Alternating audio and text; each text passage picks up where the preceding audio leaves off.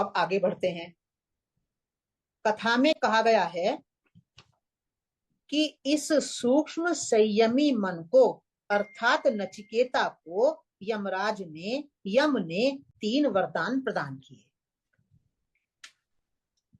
पहले वरदान के रूप में नचिकेता ने कहा कि जब मैं अपने पिता उद्दालक के पास जाऊं तो वे मुझे पहचान लें, शांत हो जाएं, क्रोध को छोड़ दें, मुझसे प्रेम पूर्वक बात करें। फिर यम ने क्या कहा उत्तर रूप में? यम ने कहा कि वे शांत हो जाएंगे और वे रात्रियों में सुखपूर्वक शयन करेंगे। इस कथन के तात्पर्य को समझने के लिए हमें पहले समझना पड़ेगा कि वरदान का तात्पर्य क्या है। यम ने 3 वरदान दिए, तो ये वरदान किसे कहते हैं? ये भी प्रतीकात्मक है, वरदान शब्द भी। हमारे सारे पौराणिक जितनी भी कथाएं हैं वहां पर वरदान और शाप बहुत ही प्रचुरता से आए हैं। तो हमें पता होना चाहिए कि वरदान किसे कहते हैं। हमारे ग्रंथों में वरदान शब्द का प्रयोग प्रचुर रूप में हुआ है। वरदान शब्द को पढ़कर मनुष्य के मन में यह विचार उभरता है कि वरदान देने वाला किसी का हित कर रहा है, परंतु ऐसा नहीं है। वास्तव में यह वरदान शब्द अवश्य होने को सूचित करता है। अवश्य होने को कहते हैं अवश्यंभाविता, यानी अवश्य होगा ही। तो वरदान शब्द का अर्थ है अवश्य होना। जब मनुष्य अपने भीतर किसी गुण को धारण करने का प्रयत्न करता है और उसके लिए यथा योग्य उपायों का आश्रय भी लेता है, तब यह निश्चित होता है कि एक ना एक दिन वह उस गुण को अपने अंदर धारण कर लेगा। इस अवश्यंभाविता को ही, इस अवश्य होने को ही हमारे शास्त्रों में वरदान कहा गया है। एक उदाहरण से समझाऊं तो शायद अच्छी तरह आपके मन के भीतर बैठ जाए ये शब्द कि वरदान किसे कहते हैं। अब वरदान का अभिप्राय है अवश्य होना। रामायण में एक कथा आती है, हमें सबको मालूम है कि जब हनुमान जी लंका में प्रवेश करते हैं तो द्वार पर ही लंकिनी मिलती है उनको। लंकिनी उनको अंदर नहीं जाने देती, धक्का देती है। तो हनुमान जी भी उसको मुक्का मारते हैं, और जब हनुमान जी उसको मुक्का मारते हैं तो लंकिनी कहती है कि आपका कल्याण हो, आप राक्षसों के ऊपर विजय प्राप्त करेंगे। और वो कहती है कि मुझे ब्रह्मा ने ये वरदान दिया है कि जब कोई वानर आकर तुझे मारेगा तो तू समझ लेना कि अब राक्षसों के विनाश का समय उपस्थित हो गया है। तो उसने कहा है ब्रह्मा ने मुझे वरदान दिया है। तो ब्रह्मा ने वरदान दिया है, क्या मतलब है इसका? अब इसको हमें थोड़ा सा इस कथा की प्रतीकात्मकता को पहले समझना पड़ेगा। तो कथा का अभिप्राय ये है कि जो लंकिनी है जिसका नाम, उसका प्रतीकात्मक अर्थ है हमारे अंदर की ब्लेमिंग कल्चर, दूसरे को जिम्मेदार ठहराने की प्रवृत्ति, दूसरे को दोषी ठहराने की प्रवृत्ति। जैसे गलती मैंने किया और मैं दूसरे को दोषी ठहराती हूँ कि तुम्हारे कारण ये सब होता है। तो जो ये ब्लेमिंग कल्चर है हमारी, इसको ये प्रतीक अर्थ में वहां पर लंकिनी है। तो ये ब्लेमिंग कल्चर जब हमारे अंदर होती है तो क्या होता है कि हम दूसरों के ऊपर दोषारोपण कर देते हैं। हमारे ही भीतर पड़े हुए जो विकार हैं वो हम देख नहीं पाते कभी भी। यदि ये ब्लेमिंग कल्चर हमारे अंदर से हट जाए तो हमारा ध्यान जाएगा कि ये मेरे ही अंदर की कोई कमी है, मेरे अंदर का ही कोई विकार है जिसके कारण ये मेरा काम नहीं हो पा रहा है। तो वो ब्लेमिंग कल्चर मेरे अंदर से कब हटती है? जब मेरे भीतर प्रज्ञा का, विजडम का प्रादुर्भाव होता है। तो हनुमान जो है वो है प्रज्ञा, जिसे हम कहते हैं विजडम। तो जब विजडम हमारे अंदर प्रकट हो जाती है, अभी तो हमारे अंदर केवल बुद्धि ही सारा काम कर रही है, पर जब हमारे अंदर विजडम कल्टीवेट हो जाती है, विजडम का प्राकट्य हो जाता है, तो क्या होता है कि हम दूसरे के ऊपर दोषारोपण नहीं करते। और जब दूसरों के ऊपर दोषारोपण नहीं करते तो जो हमारे ही अंदर के विकार हैं, जो हमारे ही अंदर पड़े हुए राक्षस हैं, उनका विनाश करने के लिए हम तत्पर होते हैं, उनका विनाश करने के लिए हम कोशिश करते हैं।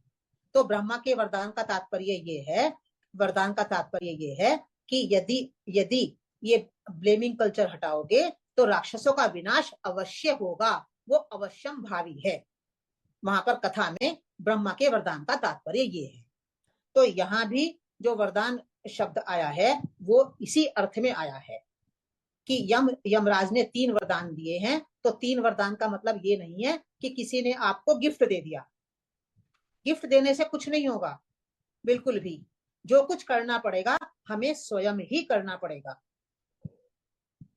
इसीलिए इसीलिए हमारे भगवत गीता में कहा है एक जगह पर, उद्धरेत आत्मनात्मानम नात्मानम अवसादयेत आत्मैव ह्यात मनोबंधु आत्मैव रिपुरात्मनः। अर्थात जो कुछ भी करना है हमें स्वयं करना है, आपको स्वयं करना है, दूसरा कोई आपके लिए नहीं करेगा। तो और वरदान शब्द को पढ़कर हम क्या सोचते हैं कि कोई हमारे ऊपर हाथ रख देगा, हम वरदान दे देगा तो हमारा काम हो जाएगा। ऐसा नहीं है, हमें स्वयं प्रयत्न करना पड़ेगा, हमें स्वयं मेहनत करनी पड़ेगी। तो यहाँ पर जो ये वरदान की बात यमराज जो वरदान दे रहे हैं, तो अब हम वरदानों के ऊपर बात करते हैं। वहां वरदान का अर्थ गिफ्ट देना नहीं है। तो पहला वरदान देखते हैं, यमराज ने 3 वरदान दिए हैं। तो पहला वरदान क्या है? पहले वरदान के रूप में पहली बात यह घटित होती है कि सूक्ष्म मन अपनी पूर्व स्थिति के प्रति बहुत धन्यवाद के भाव से भर जाता है। जैसा कि मैंने अभी आपको बताया है कि जैसे पिता अपने बालक को के लिए कोशिश करता है, उसे अच्छी तरफ लगाता है, और फिर बालक बाद में अपने पिता के योगदान को याद करता है। तो यह है पहला वरदान जो यम ने दिया। यानी कि जब कि नचिकेता अब अपने पिता को याद कर रहा है, उद्दालक को याद कर रहा है, यानी अपनी पहली स्थिति को याद कर रहा है, उसको धन्यवाद दे रहा है, उसके प्रति अहोभाव से भरा हुआ है कि यदि मैं उस स्थिति में आगे की तरफ ना बढ़ता, यदि मैं भोगों की तरफ ही अटका रहता, तो आज मैं इस स्थिति में कभी नहीं पहुंच पाता। तो यह हुआ पहला वरदान। अब दूसरे वरदान के रूप में नचिकेता ने कहा कि स्वर्ग लोक में किंचित मात्र भी भय नहीं है, वहां मृत्यु रूप आप भी नहीं है। ये नचिकेता कह रहा है यम को। वहां कोई बुढ़ापे से भी भय नहीं करता। स्वर्ग लोक के निवासी भूख और प्यास इन दोनों से परे होकर दुखों से दूर रहकर आनंद भोगते हैं। ये मैं श्लोक 12 का अर्थ पढ़ रही हूं। फिर आगे लिखा है, हे मृत्युदेव, आप उपर्युक्त स्वर्ग की प्राप्ति के साधन रूप अग्नि को जानते हैं। आप मुझ श्रद्धालु को उस अग्नि विद्या को समझाकर कहिए। स्वर्ग लोक के निवासी अमृत को प्राप्त होते हैं, इसलिए यह मैं दूसरे वर के रूप में मांगता हूं। यह है श्लोक 13।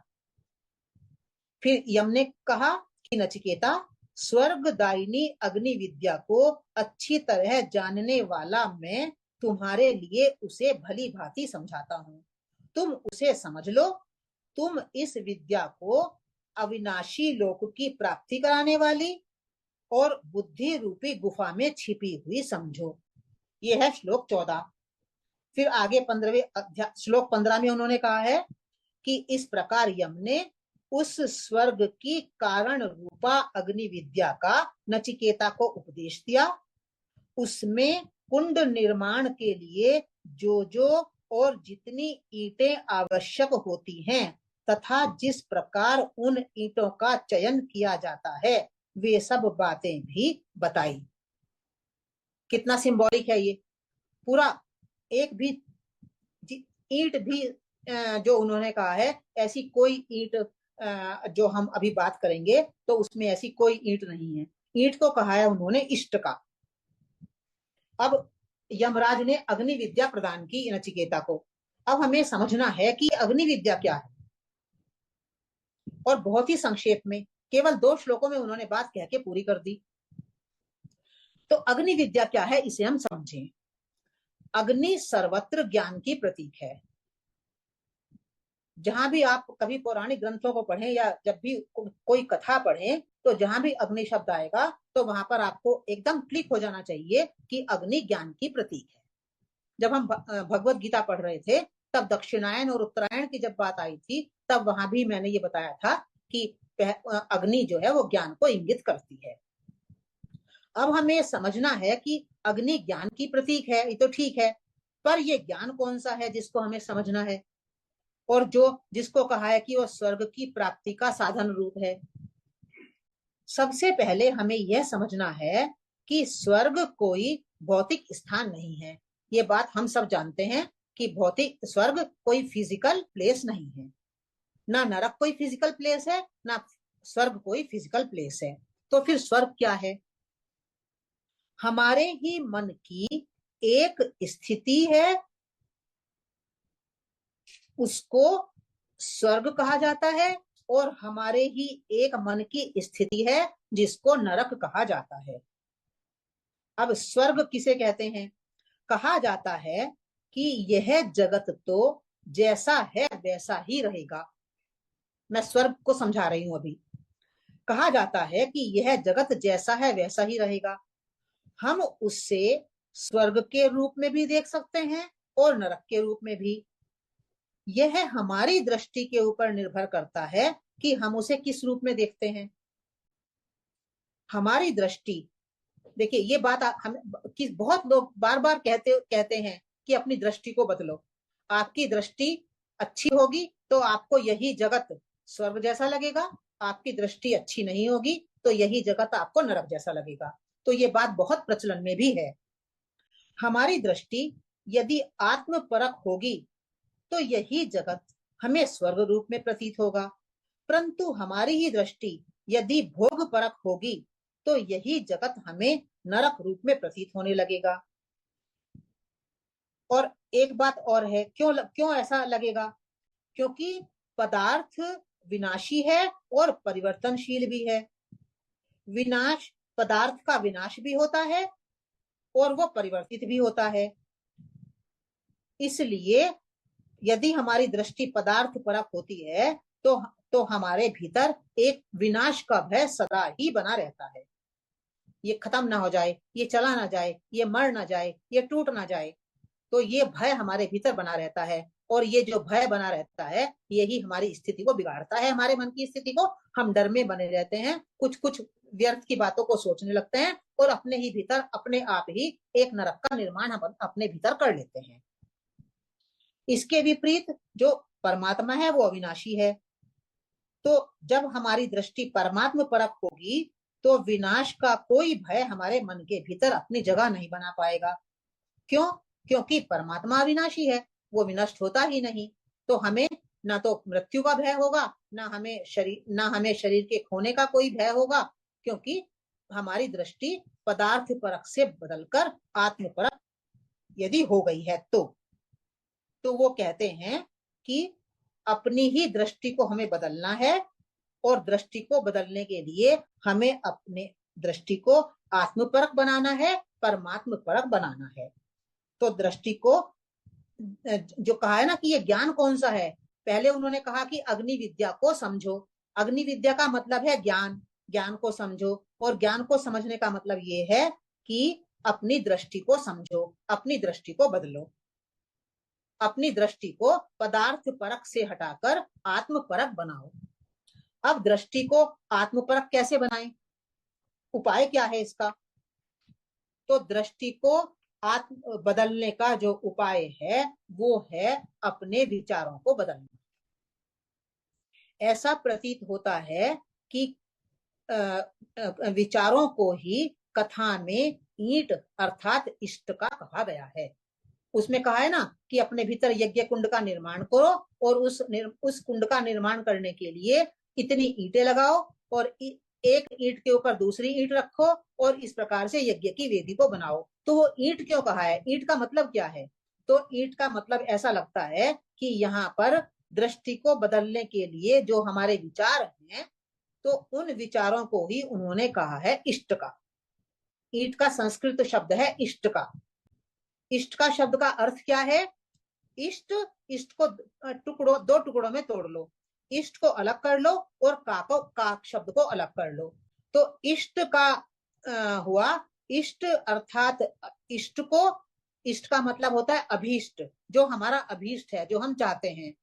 और का अर्थ है करने वाला।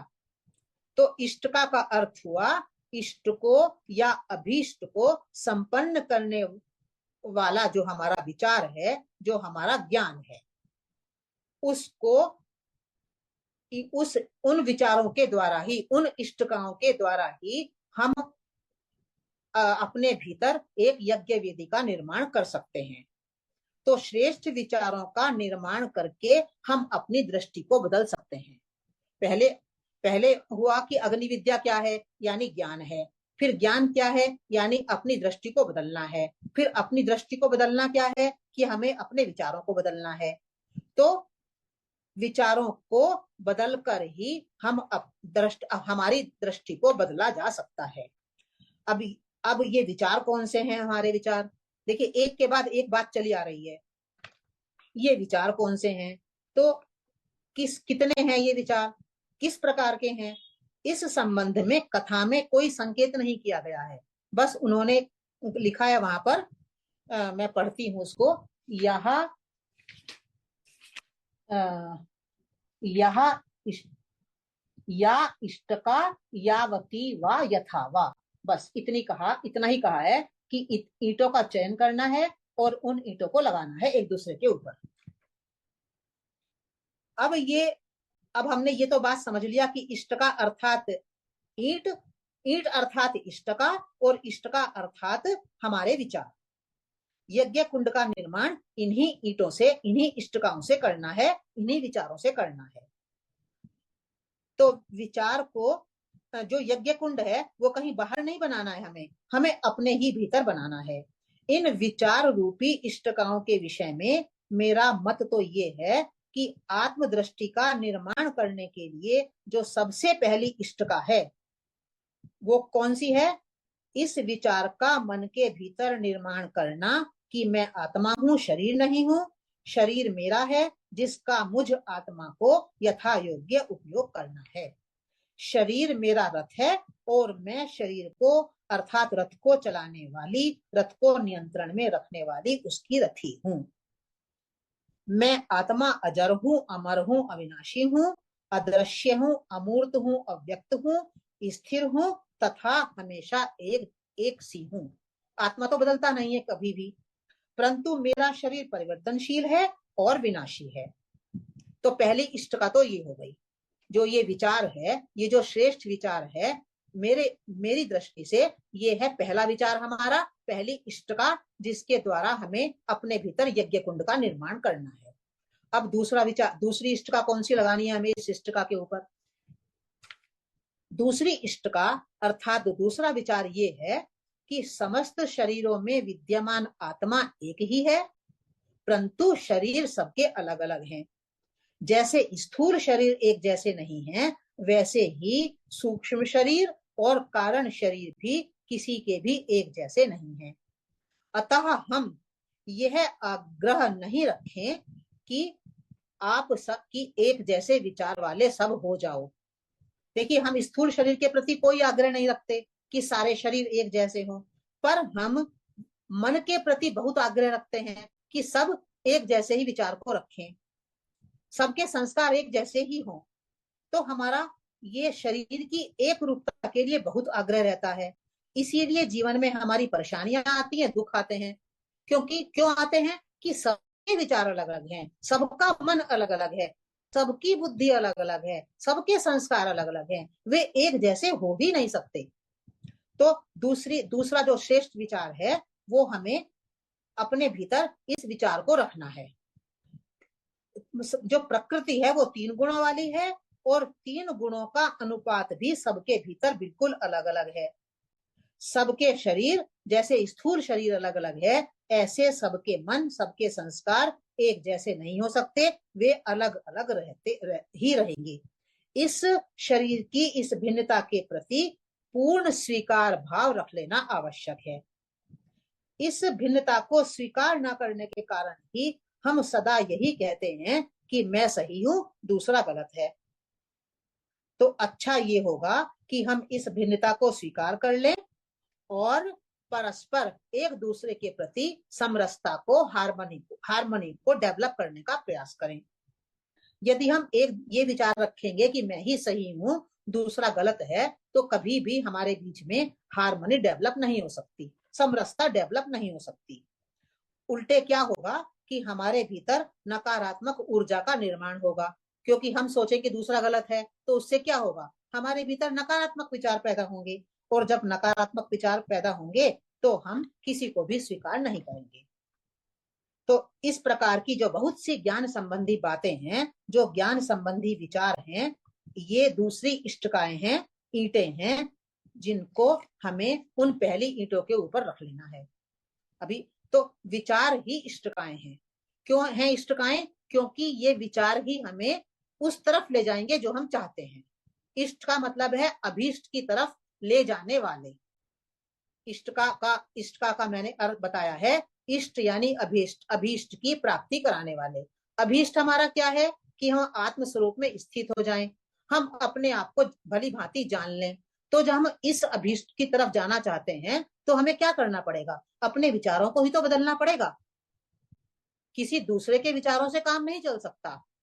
हमें स्वयं ही अपने ऊपर मेहनत करनी पड़ेगी, अपने विचारों को बदलना पड़ेगा। तो जो ये हमारे विचार हैं, जो ये इष्टकाएं हैं, ये आधार स्वरूप हैं लक्ष्य की तरफ जाने के लिए। अब इन ईंटों के ऊपर और ईंटें लगानी है। उसमें कहा है कि ईंटों के ऊपर ईंटें लगाओगे तभी वो यज्ञ वेदी का निर्माण होगा। अब और कौन सी ईंटें लगाएं हम? तो अध्यात्म कहता है कि व्यक्ति के जैसे विचार होते हैं, उनके आधार पर ही उसके भावों का निर्माण होता है। हम सब जानते हैं, जैसे हमारे थॉट्स वैसी ही हमारी फीलिंग्स। विचार अलग हो और फीलिंग्स हमारी अलग हो, ऐसा कभी होता ही नहीं है। तो जैसे विचार वैसी हमारी फीलिंग्स। तो विचार के ऊपर भाव की एक ईंट रख दी हमने। हम अच्छे विचार रखेंगे तो हमारे भाव भी अच्छे होंगे। तो अच्छे विचार के ऊपर अच्छे भाव की एक ईंट हमने रख दी, लगा दी। अब जैसे हमारी फीलिंग्स होंगी, जैसे हमारे भाव होंगे, तो हमारा दृष्टिकोण, हमारा एटीट्यूड भी वैसा ही बनेगा। ऐसा नहीं हो सकता कि हमारे विचार अलग प्रकार के हों, हमारे भाव अलग प्रकार के हों और हमारा दृष्टिकोण अलग प्रकार का हो।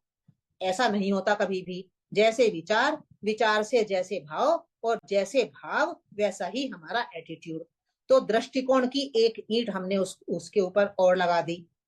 फिर जैसा व्यक्ति का दृष्टिकोण होता है, उसी के अनुसार हम कर्म करते हैं। हर व्यक्ति अपने एटीट्यूड के अनुसार, अपने दृष्टिकोण के अनुसार ही कर्म करता है। तो एटीट्यूड के अनुसार हम कर्म करेंगे, तो कर्म की एक ईंट हो गई। तीसरी हमने एक ईंट लगाई विचार की, एक ईंट लगाई फिर हमने भाव की, तीसरी ईंट लगाई हमने दृष्टिकोण की। दृष्टिकोण के अनुसार कर्म होगा तो हमने कर्म की एक ईंट लगा दी। फिर बार बार जब कर्मों को रिपीट करते हैं, तो कर्मों को जब हम रिपीट करते हैं तो एक आदत बन जाती है हमारी, एक हैबिट डेवलप हो जाती है हमारे भीतर। तो एक हैबिट की ईंट हो गई। ये सब क्रम से हैं, ऊपर नीचे इसका क्रम बदला नहीं जा सकता। ऐसा नहीं कर सकते हम कि एक्शन को पहले ले लें और हम दृष्टिकोण को बाद में ले लें, ऐसा नहीं होगा। पहले नंबर पे हमें रखना पड़ेगा विचार, दूसरे नंबर पे रखना पड़ेगा भाव, तीसरे नंबर पर दृष्टिकोण, चौथे नंबर पर एक्शन, पांचवें नंबर पर हैबिट। फिर हमारी जैसी हैबिट्स बन जाती हैं, धीरे धीरे इकट्ठे होते होते हमारी बहुत सारी हैबिट्स हमारे अंदर कल्टीवेट हो जाती हैं। तो जैसी हमारी हैबिट्स, जैसी हमारी आदतें बन जाती हैं, उसके अनुसार ही व्यक्ति की दृष्टि, जिसे परसेप्शन कहते हैं, वो निर्मित हो जाती है। तो हमारी एक ईंट हो गई हमारी हैबिट की। फिर इससे डेवलप क्या हुआ हमारे भीतर, हमारी दृष्टि का निर्माण हुआ। तो विचार, भाव, दृष्टिकोण, कर्म, आदत और दृष्टि, ये सब इष्टिकाएं हैं जो हमारे भीतर आत्मदृष्टि का निर्माण करती है। हमारी दृष्टि पदार्थ परक से हटकर आत्म परक हो जाएगी, हमारी दृष्टि देह परक से हटकर आत्म परक बन जाएगी। तो इस आत्मदृष्टि के निर्माण में इस प्रकार बहुत सारा ज्ञान समाया हुआ है, जिसको इन्होंने कहा है कि अपने भीतर यज्ञ विधि का निर्माण करो। अपने भीतर यज्ञ विधि का निर्माण करने का मतलब ये है कि जितनी बातें मैंने बताई हैं कि हमारे विचार इस प्रकार के हों, हमारे विचार इस प्रकार के हों, अच्छे श्रेष्ठ विचारों का निर्माण करें हम, और विचारों अश्रेष्ठ विचारों के निर्माण से श्रेष्ठ भाव बनेंगे, श्रेष्ठ भावों से श्रेष्ठ दृष्टिकोण बनेगा, श्रेष्ठ दृष्टिकोण से हमारे कर्म श्रेष्ठ होंगे, श्रेष्ठ कर्म से हमारी उसी प्रकार की आदतें बनेंगी, और श्रेष्ठ आदतों से हमारी श्रेष्ठ दृष्टि का निर्माण होगा। तो जो इसमें कथा में कहा गया है यज्ञ कुंड का निर्माण करना और अग्नि विद्या, यम ने कहा कि मैं तुझे अग्नि विद्या प्रदान करता हूं, पर डिटेल कुछ नहीं बताया। तो मुझे ऐसा लगता है कि ये जो ज्ञान है इतने प्रकार का, वो ज्ञान अग्नि विद्या है, और अग्नि विद्या का मतलब है इस ज्ञान को अपने भीतर डेवलप करना। तो हमारे भीतर एक यज्ञ विधि का निर्माण हो जाएगा। तो ये है दूसरा वरदान। दूसरा वरदान जो यमराज ने दिया है नचिकेता को, तो दूसरे यम वरदान के रूप में उसने अग्नि विद्या प्रदान की है। तो अग्नि विद्या का तात्पर्य ये है कि जब मन हमारा सूक्ष्म बनेगा, जब मन हमारा अंतर्मुखी होगा, जब मन हमारा ऊर्ध्वमुखी हो जाएगा, तो हमारे भीतर जो ये अग्नि विद्या मैंने अभी बताई है आपको, जिस ज्ञान के विषय में अभी बताया है, ये ज्ञान हमारे भीतर स्वतः अपने आप डेवलप हो जाएगा।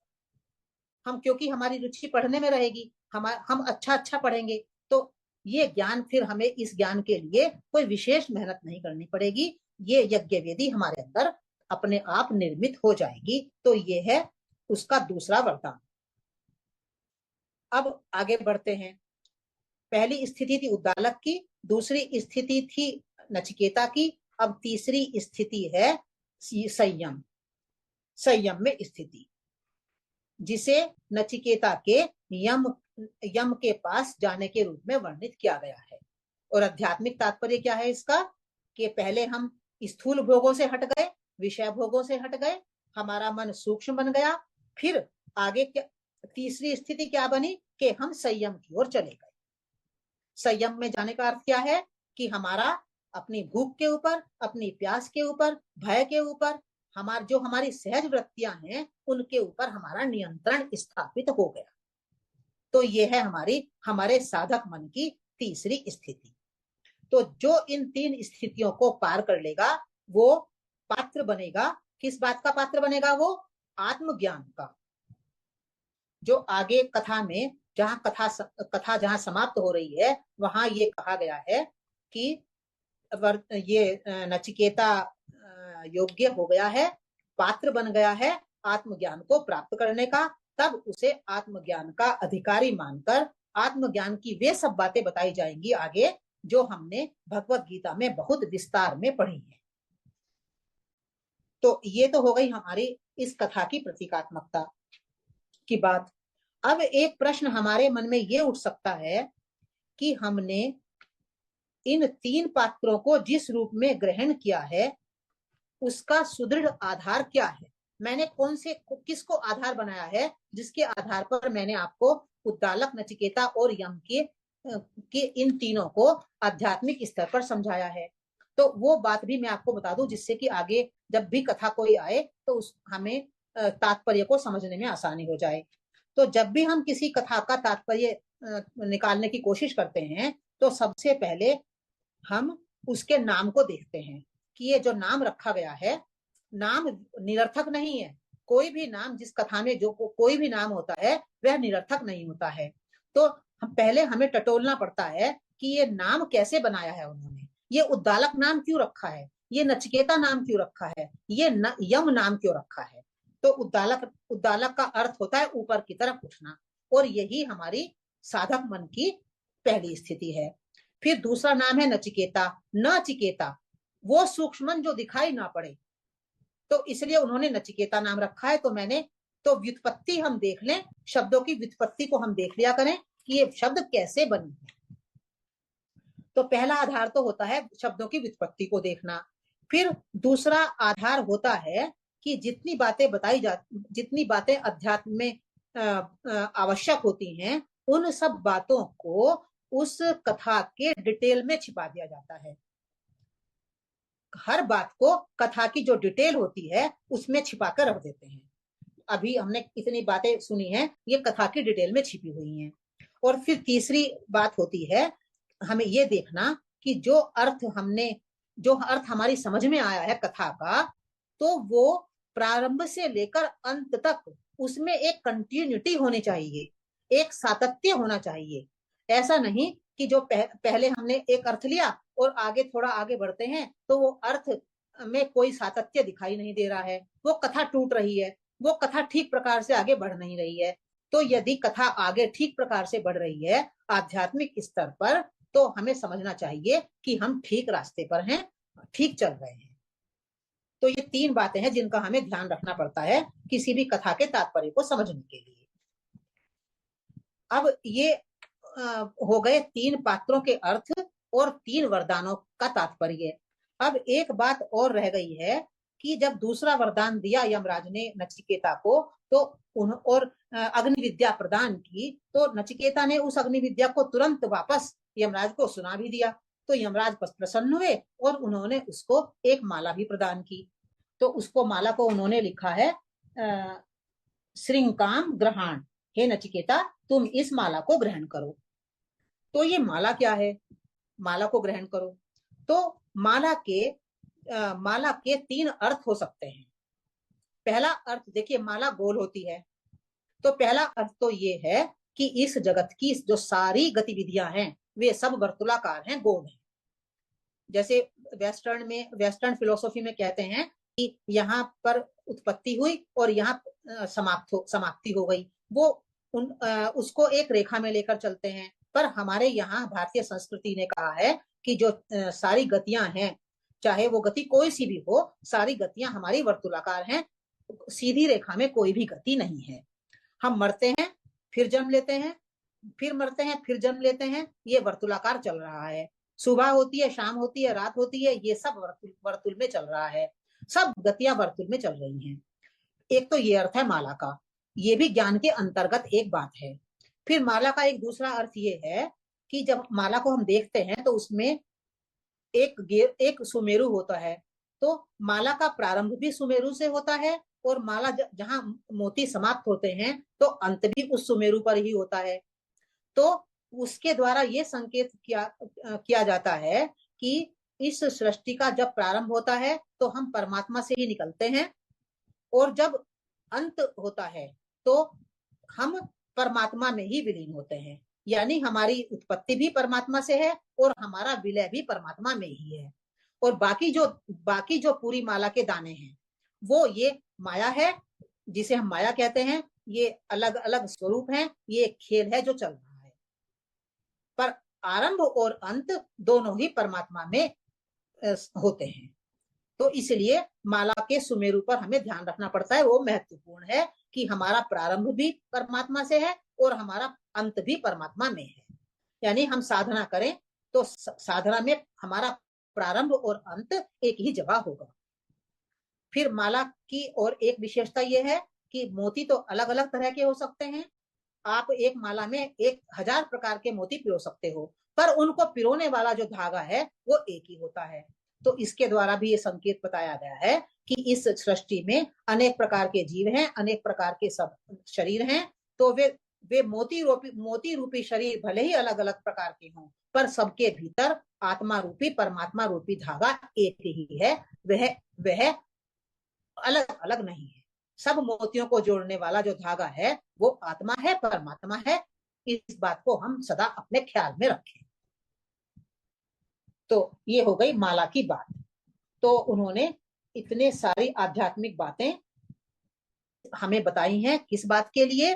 कि यदि हम इन सब बातों को समझ लेंगे तो ही जो आत्मज्ञान आगे अब कठोपनिषद में बताया जाएगा तो हमारी पात्रता बन जाएगी कि हम उस ज्ञान को सहज रूप से अपने भीतर आत्मसात कर सकें। केवल पढ़ना नहीं है, आत्मसात करने वाली बात है। आत्मसात करने के लिए ये सब बातें जितनी अभी बताई गई हैं, अपने विचारों को बदलना, ये सब आवश्यक है। पढ़ना तो क्या, पढ़ना तो पढ़ लिया, पुस्तक में उसका श्लोक भी लिखा है, उसका अर्थ भी लिखा है, तो पढ़ना तो बहुत सरल है। पर यदि हम आत्मज्ञान को आत्मसात करना चाहते हैं तो ये पात्रता होनी आवश्यक है, जिसके लिए यम ने नचिकेता को इतनी सारी बातें बताई हैं और मैंने आपके सामने उनको रखा है।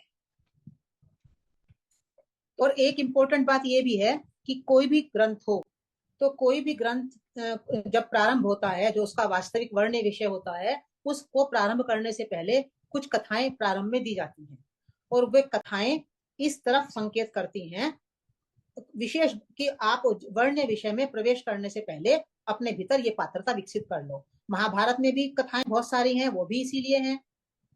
योग वासिष्ठ में भी कथाएं दी गई हैं, वो भी इसीलिए हैं। रामायण में भी वाल्मीकि कथा दी गई है, वो भी इसीलिए है। और कठोपनिषद में तो ये दी ही गई है। और भी जहां जहां हमें कथाएं मिलेंगी, तो वहां पर हमें कथाओं को इसीलिए समझना आवश्यक होगा, हमारी पात्रता डेवलप हो जाए जिससे।